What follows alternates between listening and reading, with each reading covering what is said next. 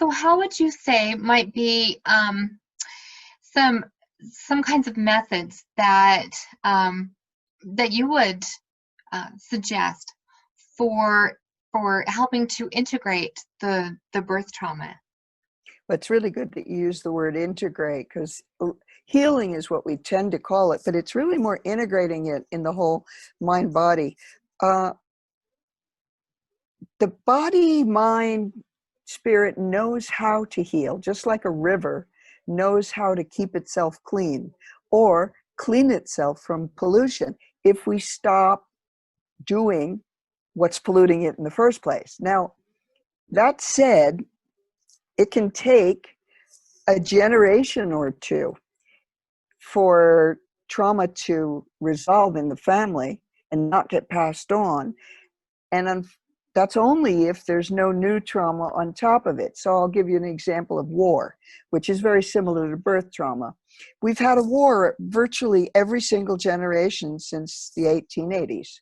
So just as one generation of men, and now men and women, is beginning to let go of the trauma in their body, in their mind, in their spirit, there'll be another war, something else that will rewound us, and it'll get passed on again.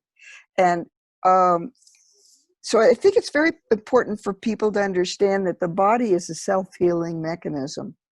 It's amazing.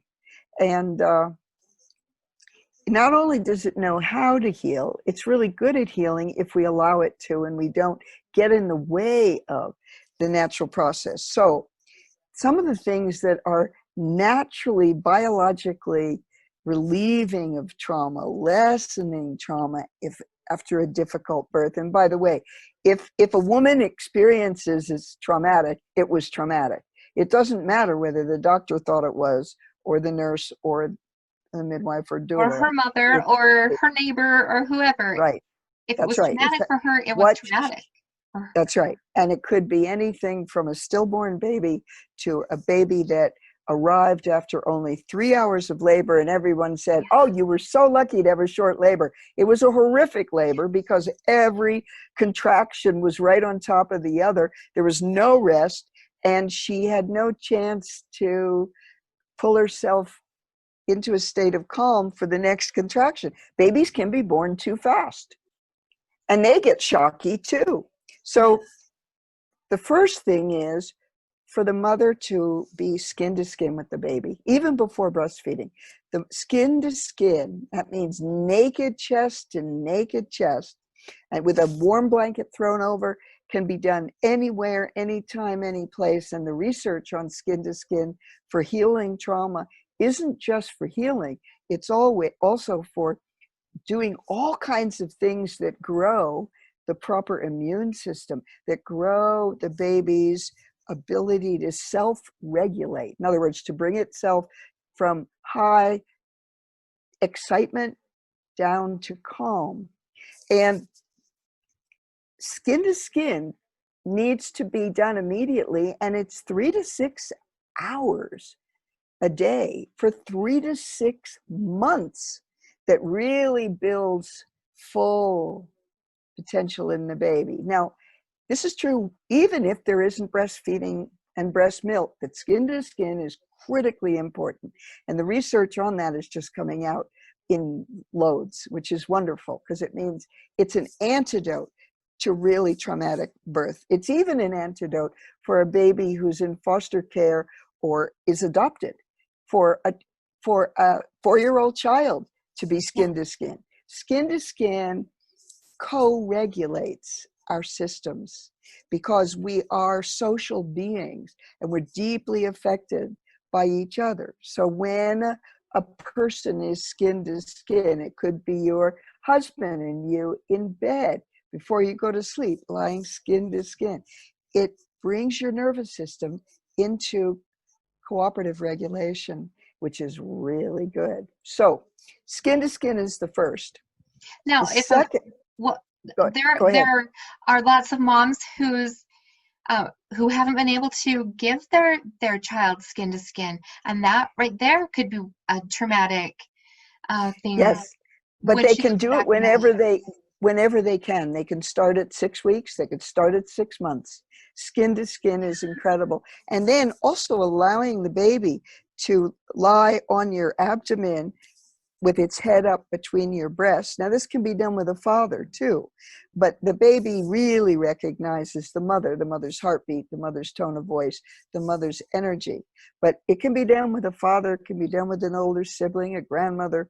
But when the baby is placed on the abdomen and the head is near the breast, that baby will start to creep. And that creeping motion is a biological precursor to creeping and crawling. And that baby will naturally be able to find its way to the breast, bob its head from side to side, and latch onto the breast and suckle and get milk. Now, a baby who's had drugs in its system, in other words, a baby whose mother's had drugs, because the mother always doesn't get that the baby gets 10 times what she gets in the dose of drugs, because the baby's 1/10 of her body weight.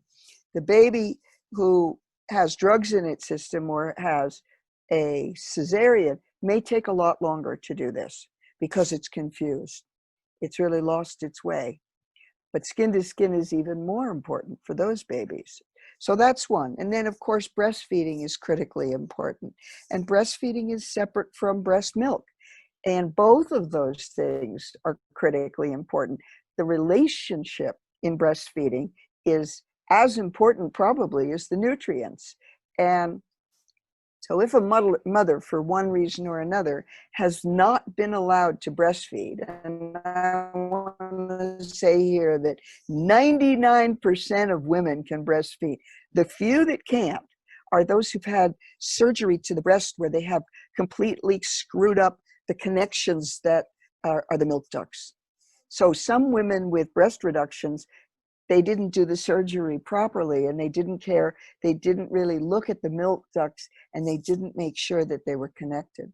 But basically 99% of women can breastfeed. Now, if they can't, they can still hold the baby in their arm against their naked chest, skin to skin, turn the baby facing toward the breast, and bottle feed or cup feed or spoon feed, with the baby getting all that sensory information, all that nurturing, all the heartbeat of the mother, and being able to look up into the mother's eyes. And nature designs it that the mother's eyes are usually an average of 12 to 16 inches from the baby's eyes when the baby is at the breast. So it's all perfectly orchestrated and designed. And when the woman doesn't get to do all that, or the baby doesn't, then we have to do remediation. And there's other kinds of things that chiropractors and other healers who are really specialists in infants can do to help the baby's nervous system unwind from shock and trauma, and help the baby go through the cognitive wiring experiences of the brain that it didn't get when it had a cesarean and no labor.